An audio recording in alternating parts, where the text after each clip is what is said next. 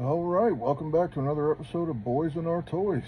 I'm Pedro, and today we're going to go over some of our recent toy pickups. I'm going to do a series of shorter videos, hopefully keep everybody's attention. I'm learning more and more about this YouTube thing as we go, and hopefully we're going to get it right. Alright, so without further ado, welcome to Boys and Our Toys. Alright, so as you can see, I have a small collection of these Street Shark guys already. These are the vintage Street Sharks. I find them here and there, mostly at collectible shops and online Facebook Marketplace listings, things like that. I usually find them, actually I don't usually find them. They're few and far between, and when I do find them, they're pretty pricey, pretty expensive. The ones that I've gotten, these are the 4 that I've gotten from the series. I also have some of the Extreme Dinosaurs that came out a little bit later. But I'm a big fan of these. Now, I grew up before these became really popular. I was already a teenager when these were really big, I think. So when I was a kid, I didn't really get into these, but I do remember them. I remember the cartoon. I was fond of the cartoon as a kid. But primarily, when I was coming up, I really just collected G.I. Joe, Real American Hero, the 3 3/4 inch line.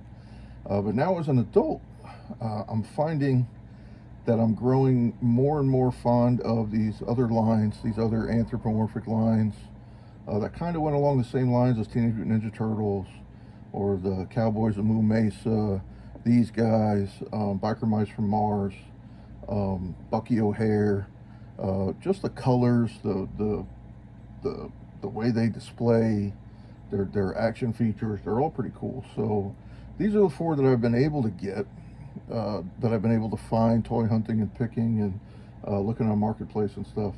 But I was able to grab one of the new Mattel issued Street Sharks figures, and that's what we're going to unbox today. So stick around and you can watch me get this guy. His name is Jab. Get him out of his box, get him out of his shark cage, and see what he's like. Alright, so this is Jab. He's from the new issue of Street Sharks. I think he's from the first series that came out, the first 3. If you look on the back, you have this card art. That's pretty cool. This old kind of Street Shark art that's kind of reminiscent of the 90s and toy issues, right? You can see in this series the other 2 that came out were Ripster and Slash.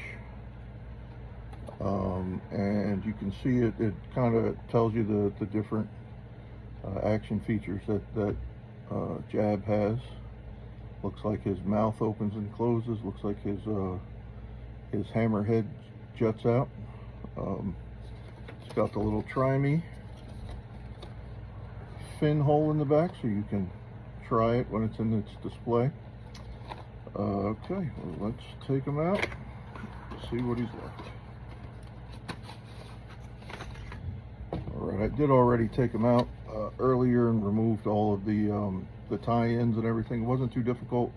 He had one plastic sleeve in the front, one in the back, had some plastic tie-ins to clip off there.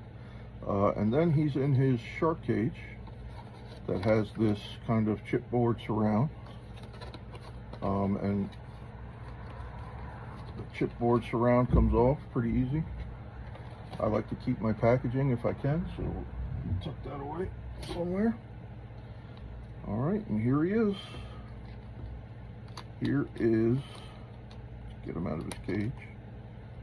Here is Street Sharks' new issue of Jab. It's pretty awesome. It's got some pretty good detail. His body is kind of rubbery, just like the old Street Sharks. You can feel it's a little more solid core on the inside there. He's got some articulation. His arms go out and down. They both go out and down. He has this punching arm. There is some articulation in the wrist, both hands. On the elbows come out and in.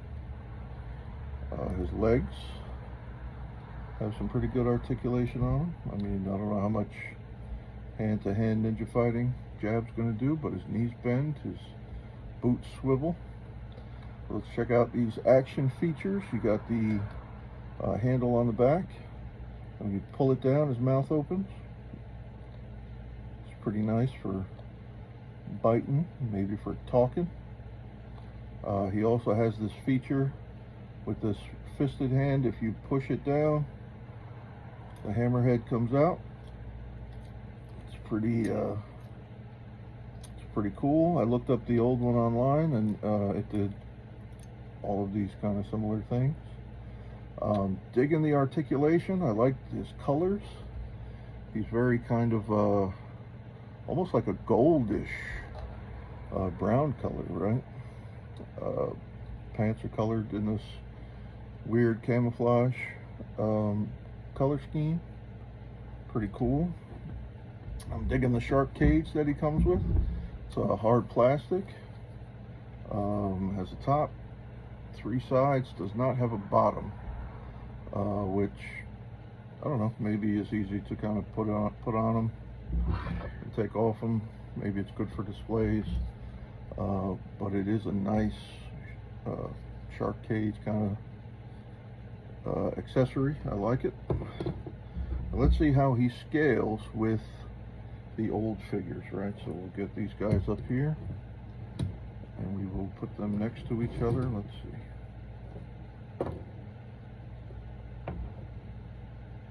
Let's get you out the way. I can get 4 across here. There we go. You know, in hand, I thought he was going to be a little small for the vintage guys. And he is maybe a little narrower than some of these other guys, but I've never had this vintage figure, so I don't know really what the size difference is. But when you put them together, they look good. They look good. I understand it's kind of a similar scaling, if not the same. So this might have changed my mind about my approach to collecting these. You know, in my videos, I'm very clear about the fact that I'm not trying to go broke collecting action figures, even though I love collecting action figures and accessories and play sets and things like that. But primarily I buy them at flea markets or rummage sales or on Marketplace, you know, things like that. I don't really go to retail that often. I don't keep any credit cards, and I haven't for years. Everything I buy is cash in hand, local sellers that I can just drive to quick for pickup. I clean everything. I try and fix everything up, and I've amassed a really good collection. So I want to demonstrate to you guys out there, especially you younger guys, or you guys who are newer in doing this and collecting these things. You don't have to go broke collecting them, although my wife might think that I'm trying to make us broke, but I'm not. I really try to manage it within reason, and I try my best not to overspend on things. I did find him in a collectible store. I do understand that they are selling them in Target. I haven't seen these in my local Target. I live in Orange County, New York, so I don't know why, but we generally don't get a lot of new things right away, and if we do, it's usually gone immediately from the store shelves. But so I haven't seen these yet on the store shelves. I did find it in that collectible shop, Pandora's Box, out in Lafayette, New Jersey. So I might have paid a little bit more than what he retails for. But for my first one, my first sample of the new Street Sharks, I think he fits in great.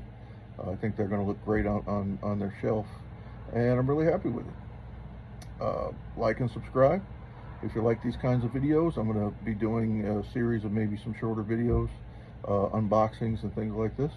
So stay tuned, like and subscribe.